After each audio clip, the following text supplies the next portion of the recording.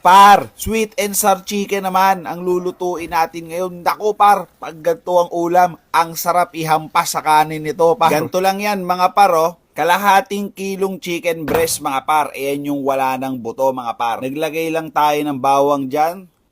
Tapos asin. Tsaka paminta.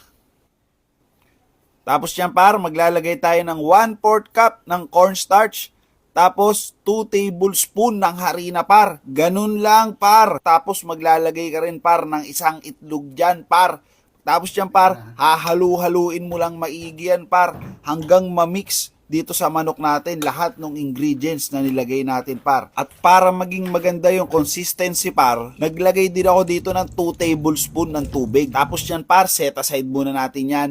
Maglalagay na tayo ng mantika par. Piprituhin na natin to. Isa-isa ko lang binagsak yan dyan par. Huwag sabay-sabay para isang